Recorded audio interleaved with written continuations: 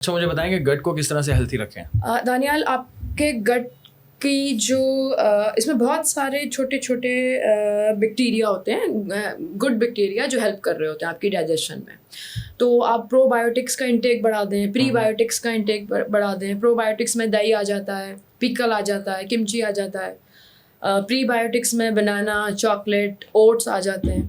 पानी का इस्तेमाल ज़्यादा करें। ओके। शुगरी चीज़ें कम से कम खाएं। मीठा आपको यूँ समझ लें कि स्लो पॉइजन है। आपको वो एकदम से डोपामिन रश तो मिलता है, बट आगे इन्फ्लेम करता है। शुगर आपके ऑर्गन को इन्फ्लेम करता है। तो अगर आपके गट में बहुत ज़्यादा शुगर है तो आपका कॉर्टिसोल ऑटोमेटिकली ऊपर जाएगा। वैसे भी वेट गेन भी होता है इसकी वजह से। अच्छा, आपने मुझे कहा कि your gut is your second brain, Yeah. ठीक है, ये कैसे हो सकता है? ये कनेक्शन क्या है? ओके दानियाल, हमारे ब्रेन को और गट को जो नर्व मिलाती है उसको हम कहते हैं वेगस नर्व। ये वेगस नर्व रिस्पॉन्सिबल है, जो हमारा कनेक्शन है ना हमारे ब्रेन का, हमारे गट का, वो इस वेगस नर्व पे डिपेंड करता है। अच्छा। वेगस नर्व रिस्पॉन्सिबल है हमें काम डाउन रखने में, हमें रिलैक्स रखने में, और ये सारी हमारे मूड को रेगुलेट करने में। और ये लिंक होती है, लाइक ये ब्रेन से ये शुरू तो होती बहुत है, इंपॉर्टेंट हो गई है। बहुत इंपॉर्टेंट है। और मेडिटेशन आपको हेल्प करती है। अगर आप ये चाह रहे हैं कि आपका वेगस नर्व जो है वो हेल्दी रहे तो आप मेडिटेट करें। फिज़िकल एक्टिविटीज़ को एक्टिवेट करती है। और एक और मज़ेदार चीज़, जब आप गाना गाते हैं, जब आप हमिंग करते हैं तो आप अपने वेगस नर्व को एक्टिवेट करते हैं। और जब आपकी वेगस नर्व एक्टिवेट हो रही है, इट मीन्स वो हेल्दी हो रही है। जबरदस्त।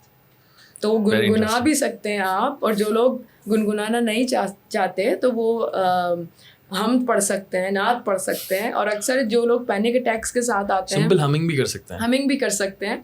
अक्सर लोग पैनिक अटैक्स के साथ जो आते हैं तो उनको होता है कि हम फ़ौरन से क्या करें अगर हमें पैनिक अटैक आ रहा है या एंग्जाइटी अटैक। तो मैं कहती हूँ कि हमिंग से आपको हेल्प मिलती है। जब आप हमिंग करते हैं तो आपकी वेगस नर्व फ़ौरन से एक्टिवेट होती है और आप रिलैक्स हो जाते हैं, काम डाउन हो जाता calm है। down हो जाते हैं। ओके, आपने कहा कि वेगस नर्व एक्टिवेट हो जाती है, ये कुछ चीज़ें करके मुझे बताएं कि और किस तरह से इसको हेल्थी बनाया जा सकता है? ओके, तो दानियाल, एक तो हमिंग जब हम करते हैं, क्योंकि यहाँ से कनेक्टेड है, जब हमिंग करते हैं ये ऑटोमेटिकली एक्टिवेट हो जाती है। दूसरी, कोल्ड वाटर इमर्शन।